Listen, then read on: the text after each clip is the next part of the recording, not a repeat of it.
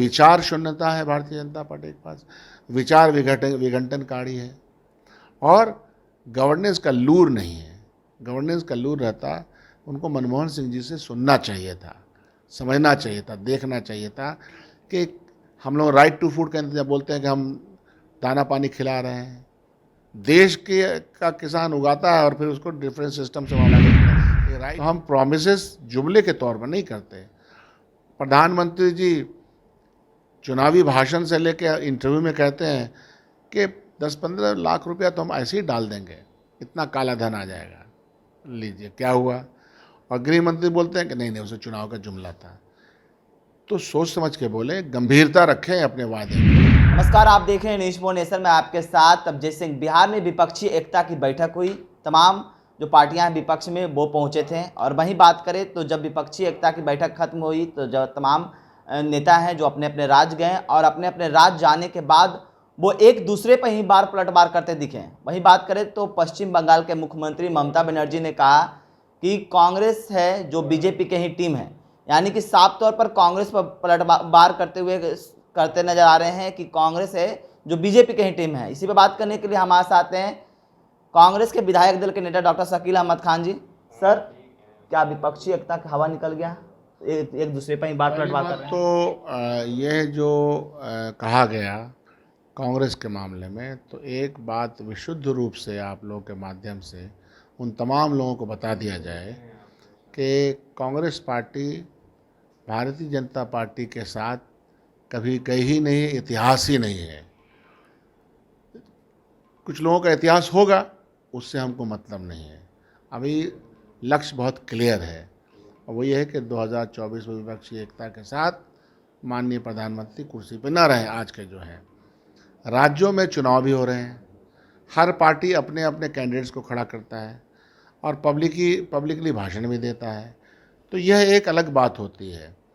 दूसरे मीटिंग में भी ये सारे नेता यहाँ नज़र आएंगे क्योंकि 2024 का जो लक्ष्य है वो निर्धारित है। जो इस लक्ष्य के साथ है वो हम लोग के साथ है। वो यहाँ आए थे, वो हमारे साथ हैं, हमारे साथ मानते हैं, मानते रहेंगे।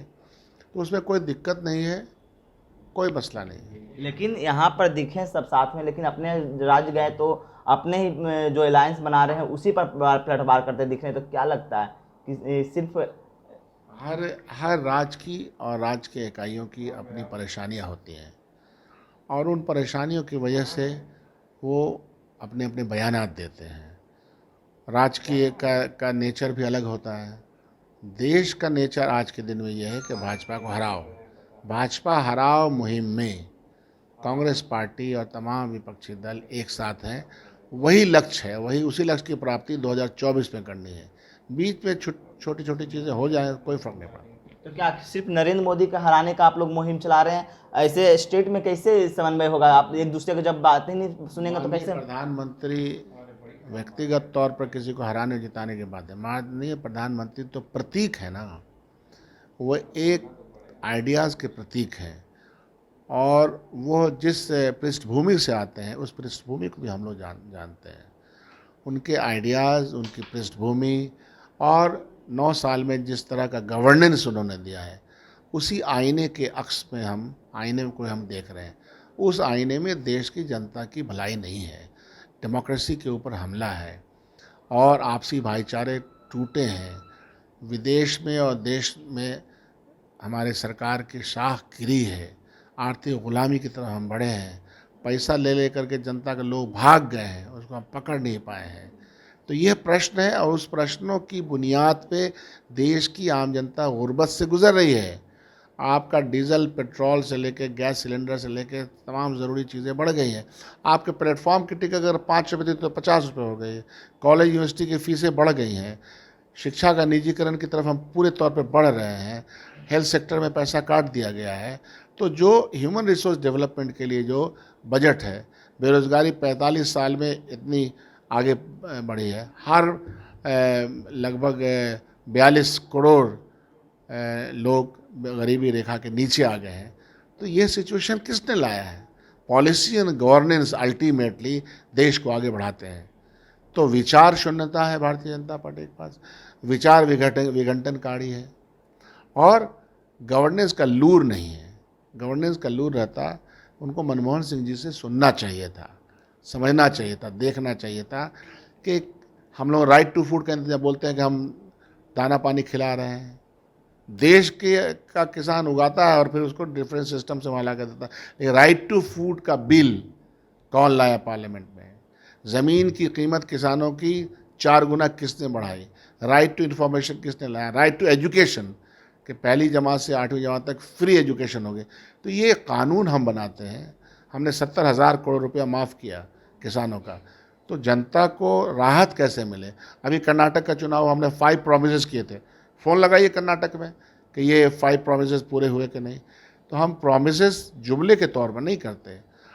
प्रधानमंत्री जी चुनावी भाषण से लेकर इंटरव्यू में कहते हैं कि 10-15 लाख रुपया तो हम ऐसे ही डाल देंगे, इतना काला धन आ जाएगा।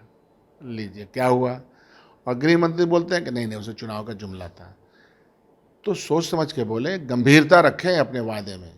सर लेकिन क्या जो 12 तारीख को दूसरी बार विपक्षी एकता की बैठक होगी उसमें अरविंद केजरीवाल दिखेंगे? जिस तरह से बिहार में विपक्षी एकता की बैठक में अरविंद केजरीवाल लंच के बाद ही चले गए। दावतें सबको जाएंगी और प्लेन का भी टाइमिंग होता है, तो उसकी वजह से चले गए होंगे, हमको पता नहीं। लेकिन भारतीय जनता पार्टी से अगर लड़ने का प्रण है, बात बहुत साफ है, तो सब आएंगे ही, आना ही पड़ेगा। लेकिन आप लोगों को जवाब देने के लिए केंद्रीय मंत्री आ रहे हैं बिहार, अमित शाह बिहार आने वाले हैं 29 तारीख को। नहीं, बिहार आने में कोई वीज़ा पासपोर्ट तो लगता नहीं है। लेकिन जवाब देने के लिए आपको विपक्षी एकता को देने के लिए पहुंच रहे हैं। एकदम आए। वो जो इंसान खुद ही शीशे के मकान में हो, वो हाथ में पत्थर लेके नहीं चलता। 9 साल तक उनके वायदे ने शीशे का मकान तैयार कर दिया है और ख़ुद पत्थर लेके आ रहे हैं। पहले तो उन तमाम सवालात का जवाब दें कि देश की स्थिति ऐसी क्यों बनाई गई, कौन सा अचीवमेंट है, कौन सा इकोनॉमिक अचीवमेंट है कि जिससे गरीबी रेखा से लोग ऊंचे उठ जाएं। कोई पैमाना होगा ना, देश का गरीब निचले स्तर से ऊंचे गया, इसका कोई पैमाना तो होगा ना। कोई पैमाना नहीं, कोई सर्वे का पैमाना नहीं। रोज़गार बढ़ा है, इसका कोई पैमाना होना चाहिए। नौकरियां बढ़ी हैं, रिजर्वेशन की पॉलिसी को हम लोग अक्षर सुन पालन किया है। पब्लिक सेक्टर को आप बेच दीजिएगा और प्राइवेट सेक्टर में दे दीजिएगा, तो रिजर्वेशन की policy SC ST OBC EBC को मिलता था, अपर कास्ट को भी 10% मिलता है, इकोनॉमिक जो बैकवर्ड लोग हैं, तो उससे तो फ़ायदा हो नहीं रहा है। तो अपने मकान शीशे के बनाए हैं उन्होंने और खुद पत्थर लिए थे, गलत होता ही ना है उनका। तो क्या जो मुहिम में आप लोग चले हैं, कितने भी बड़े नेता पहुंच जाए बिहार कुछ नहीं होने वाला है? नहीं, ये लोग बड़े नेता कहाँ, बौने नेता है, झूठ बोलने वाले नेता है। नहीं, केंद्रीय गृह मंत्री आने वाले, इससे पहले नड्डा आने वाले थे, मोदी आने वाले थे, लेकिन उनका प्लान कैंसिल हो गया। लेकिन अमित शाह आ रहे हैं। ऐसी बात है कि उनके पास मैंडेट मिला, देश की जनता के सामने वादा किया, उस वादे में हमारी जनता उलझ गई, तो वो है। और अमित शाह जी क्या बोलेंगे, अनडेमोक्रेटिक आदमी है, अपने बेटा को BCCI का बना दिया, क्रिकेट का वो सी नहीं जानता है। तो ये सब शीशे के मकान में है बैठे हुए, बड़का पत्थर। तो आए बिहार में, बिहार की जनता राजनीति जानती है, समझती भी है।